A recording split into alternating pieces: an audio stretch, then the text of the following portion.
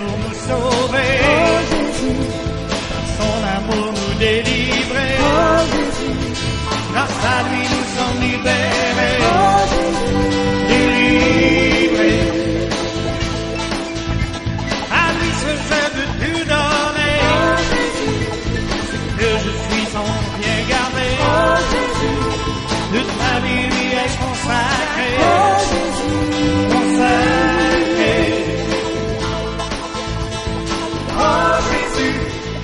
Oh Jésus mon Seigneur, toi mon sauveur. Oh Jésus mon Seigneur, toi mon sauveur. Bonjour Christian, comment vas-tu? Bonjour Raoul, ça va bien? C'est ton deuxième chapitre. C'est mon deuxième chapitre. Comment Oui. te sens?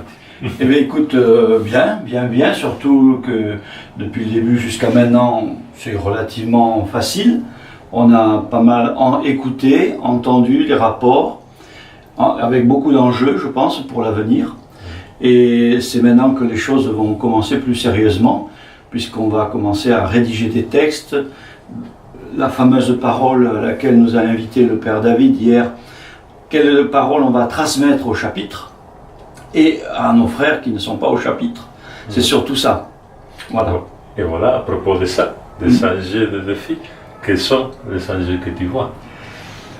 Les enjeux, il y en a pas mal, mais c'est vrai que repartir du contenu de l'homme intérieur au niveau spirituel, je crois que c'est très important. On fait beaucoup de choses, on est très acteur, on va au travail, je crois, missionnaire, on fait plein de choses, on a beaucoup d'œuvres, on a beaucoup d'idées, mais les ouvriers sont peu nombreux et sans doute aussi, dans la durée, peut-être, des frères se fatiguent et certains ont quitté la congrégation, par exemple, et je pense que retrouver une dimension intérieure, ça me paraît primordial. Pour le moment en tout cas. Et ensuite, je pense que c'est de se recentrer sur quelques œuvres, mais ne pas vouloir planter la tente un peu partout, parce que nous ne sommes pas nombreux finalement. Et je pense que si nous voulons continuer dans le sens de notre spiritualité, de notre élan, de notre zèle missionnaire, il faut que nous puissions planter la tente et pouvoir durer à l'endroit où nous ouvrons des nouvelles communautés, de nouvelles œuvres, quoi. Je crois que c'est important qu'il y ait aussi cette durée.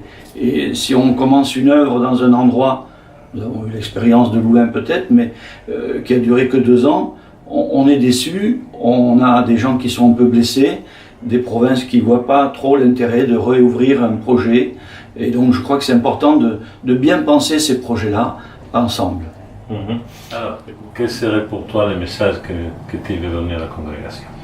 Alors moi, le message que je voudrais transmettre et garder d'abord pour moi aussi, c'est de ne pas désespérer de la situation présente de l'Église, du monde et de la congrégation.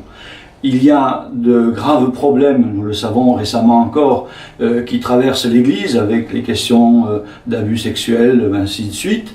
Je pense que tout le monde est touché et je pense que notre congrégation est touchée bien sûr et que nous avons une parole d'espérance, de soutien, de réconfort à nous donner les uns aux autres pour être toujours au service de la mission de la congrégation et au service de l'Église et des hommes. Merci beaucoup.